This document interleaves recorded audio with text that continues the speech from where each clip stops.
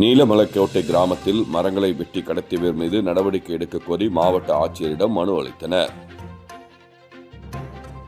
திண்டுக்கல் மாவட்டம் விழுதுகள் அமைப்பு மாவட்ட பசுமை குழு சார்பில் நீலமலைக்கோட்டை கிராமத்தில் கடந்த 2018ஆம் ஆண்டு மதுரை உயர்நீதிமன்ற கிளை உத்தரவின்படி அப்போதைய ஆட்சியர் வினய் அவர்கள் தலைமையில் மாவட்ட ஊரக வளர்ச்சி முகமை மற்றும் வருவாய்த்துறையால் அளவீடு செய்து ஆக்கிரமிப்புகள் அகற்றி மீட்கப்பட்ட மரங்கள் பாதுகாக்கப்பட்டு வருகிறது.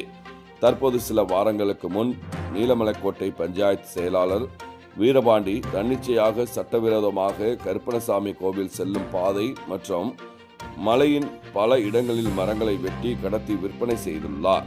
உடனே சம்பந்தப்பட்ட அதிகாரிகள் விசாரணை மேற்கொண்டு நடவடிக்கை எடுக்க வேண்டும் என விழுதுகள் அமைப்பைச் சேர்ந்தவர்கள் மாவட்ட ஆட்சியர் சரவணனிடம் மனு அளித்தனர்.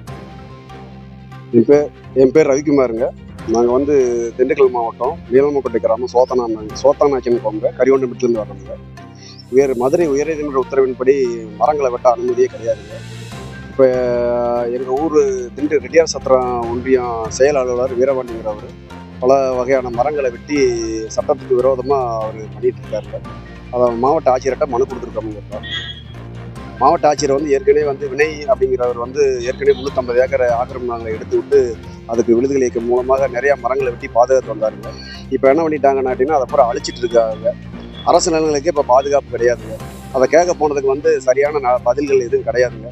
அதை கண்டிப்பாக இப்போ இருக்கிற சரவணன் மாவட்ட ஆட்சியர் அவர்கள் எங்களுக்கு பரிந்துரை பண்ணி எங்களுக்கு அவரை கைது பண்ணி சட்டப்பூர்வமாக நடவடிக்கை எடுத்துன்னு.